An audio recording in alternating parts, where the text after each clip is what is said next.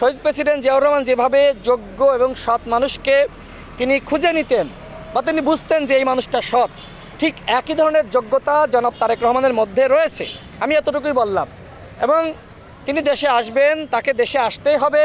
এবং আমার কাছে যতটুকু তথ্য রয়েছে, তফসিল ঘোষণার পরপরই তিনি বাংলাদেশে আসবেন।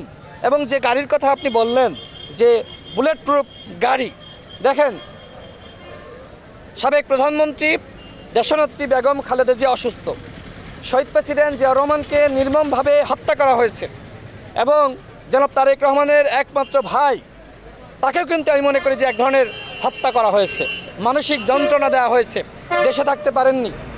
তো এই পরিবারের উপরে নানানভাবে জুলুম নিপীড়ন চলেছে। সাবেক প্রধানমন্ত্রী বেগম খালেদা জিয়া, তাকে দীর্ঘ সময় কারাগারে বন্দী করে রাখা হয়েছে এবং যে মিথ্যা মামলা তার বিরুদ্ধে দেওয়া হয়েছিল, পরবর্তীতে আপনারা দেখেছেন যে এই মামলা আসলে ভিত্তিহীন, সেখানে যা বলা হয়েছিল তার কোনো অস্তিত্ব নাই। সুতরাং জনাব তারেক রহমানকে নিয়ে আন্তর্জাতিক এবং দেশীয় ষড়যন্ত্র রয়েছে, তার নিরাপত্তা বাংলাদেশের জন্য খুবই গুরুত্বপূর্ণ। তো সেই জায়গায় বিএনপি দলগতভাবে সিদ্ধান্ত নিয়েছে কিভাবে তাদের দলীয় এই মুহূর্তে সর্বোচ্চ প্রধান, যিনি ভারপ্রাপ্ত হিসেবে দায়িত্ব পালন করছেন, যেহেতু সাবেক প্রধানমন্ত্রী বেগম খালেদা জিয়া তিনি কারাগারে ছিলেন এবং বর্তমানে তিনি অসুস্থ, তার জন্য আমরা দোয়া করি।